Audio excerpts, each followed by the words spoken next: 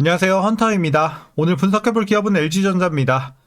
그동안 길었던 조정을 끝으로 올해 반등에 성공하면서 6만원대에서 현재 9만원대까지 반등에 성공한 모습입니다. 거의 50% 가까이 올라왔는데요.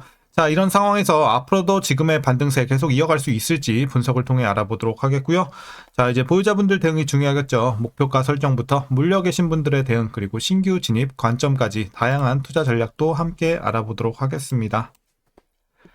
자, 이어서 수급 상황입니다. 한 달 기준으로 개인이 팔았고요. 외국인과 기관이 샀습니다. 그리고 최근까지도 거의 비슷한 스탠스 이어지고 있습니다. 최근의 반등 흐름은 외국인과 기관의 매수가 이끌고 있다, 이렇게 판단되고 있고요.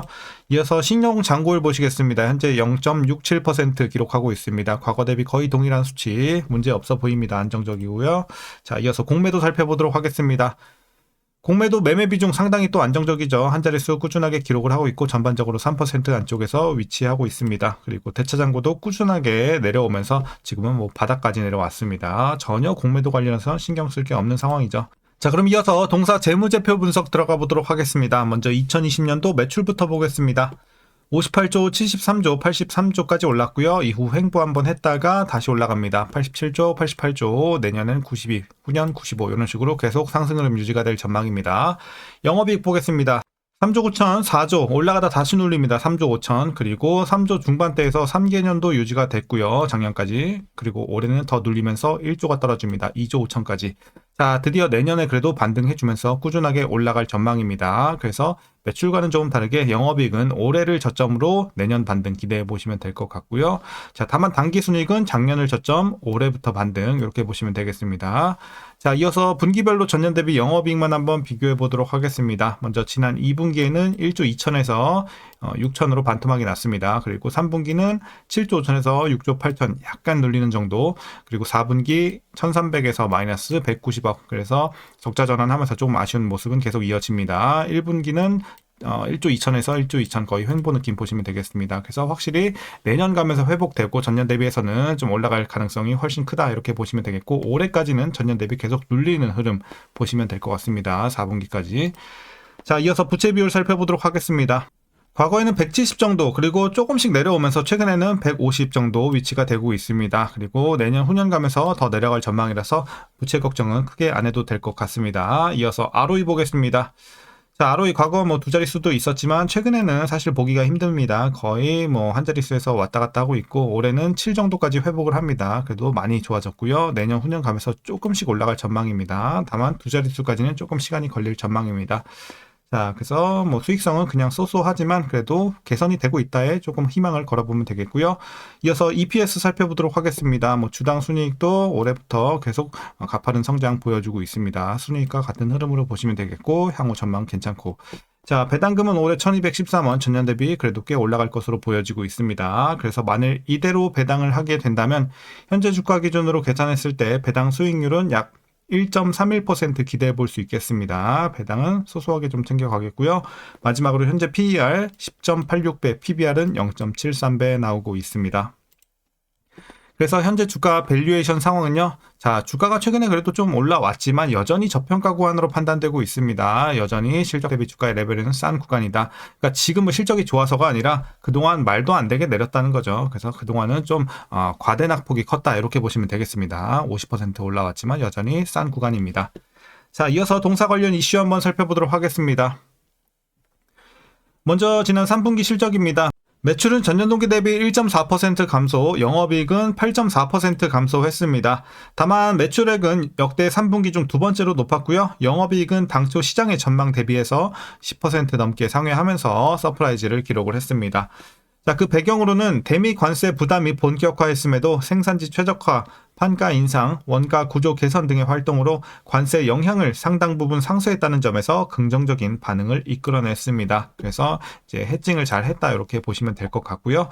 이어서 전장사업 보시게 되면 올해 3분기까지 매출액은 8조 3천억 원 정도, 영업이익 4천억 원대 기록을 했고요. 영업이익률은 4.8%로 역대 최고 수익성을 보이고 있습니다.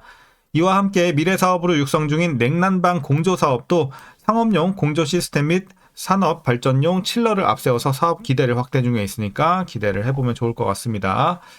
자, 뿐만 아니라 이들 사업의 호조에 힘입어서 LG전자의 B2B 사업 성과도 확대되고 있습니다. 올해 3분기까지 동사의 B2B 사업 누적 매출액은 18조 6천억 원에 달하고 있고요. 구독과 웹 OS 플랫폼 기반 광고, 콘텐츠 사업 등으로 사업 방식 변화를 가속화한 것도 성과가 가시화하고 있습니다.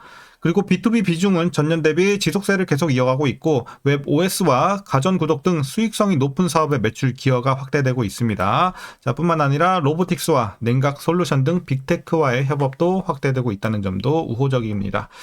자, 이어서 성공적인 인도 IPO 또한 기업 가치 제고에 기여할 것으로 기대가 되고 있습니다. 인도 법인 IPO 흥행으로 인해서 LG전자 글로벌 사우스 전략 추진 효과에 대한 가시성이 높아졌고요. 이로 마련한 재원을 기존 사업 경쟁력 제고는 물론 미래 성장 분야, 휴머노이드나 HVAC 이런 투자 등에 활용이 되면서 중장기 성장 동력 확보에 또 활용될 수 있을 것으로 보여지고 있습니다. 그래서 호재 이렇게 보시면 되겠고 마지막 이슈 살펴보겠습니다. 4분기에 적자 전환이 예상이 되고 있습니다. 구조 효율화가 MS 사업부에서 전 사업부로 확대되면서 희망 퇴직 비용 영향이 클 것으로 보여지고 있고요. 미국 관세 본격화와 글로벌 수요 위축 그리고 유통재고 부담 등이 모두 작용할 것으로 전망되고 있습니다. 우리 아까 재무제표에서 확인했죠. 그래서 4분기에 좀 아쉬울 수 있겠다. 적자 전환 살짝. 자, 그리고 주가 측면에서 아쉬운 부분은 이제 회사의 방향성에 AI가 좀 부족하다는 점이 지적이 되고 있습니다. LG전자는 AI를 기반으로 한 유통 회사가 아닌 기술 회사이고 중국 제조사들의 대안이 자신임을 자본시장에 이제 증명해야 할 것으로 보여지고 있는 또 분석이 나오고 있습니다. 그래서 숙제로 좀 남아있는 부분 AI 관련해서 이런 내용도 있었습니다. 자, 최근에 이슈는 여기까지 살펴봤고요. 전반적으로 그래도 호재들 상당히 좀 가득한 상황이다 라고 말씀드릴 수 있겠습니다. 자, 그럼 이제 마지막으로 여러분들 투자 전략 설명드리면서 영상 마무리하도록 하겠습니다.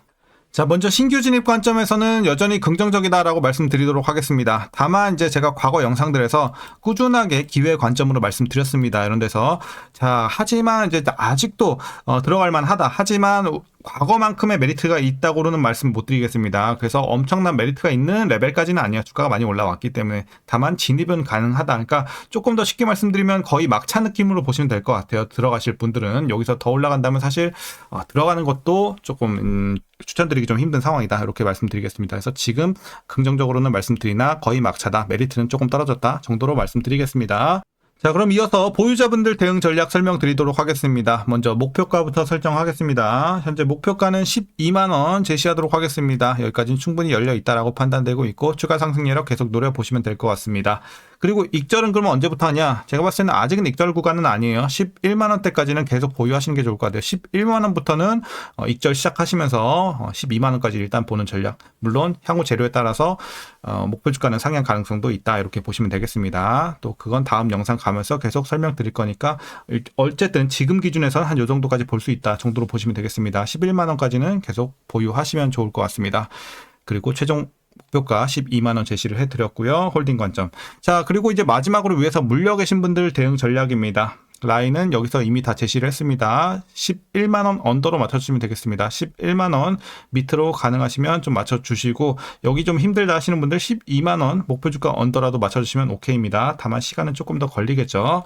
자, 그래서 11만원 언더로 좀 맞출 수 있는 분들 맞춰주시고 보유하시다가 탈출 혹은 익절까지 노려보시면 되겠고 다만 여러분들 평단이 이미 11만원 밑에 위치가 되어 있다 하시는 분들은 굳이 물탈 필요 없습니다. 지금 하락폭이 엄청 크진 않기 때문에 11 언더에서는 그냥 보유만 하시길 바라겠습니다. 평단 관리 얼마 안 되는데 비중만 늘어나니까 오히려 물타면 손해입니다. 자, 오늘 전략 그럼 여기까지 설명드리도록 하겠고요. 오늘도 시청해 주셔서 감사합니다.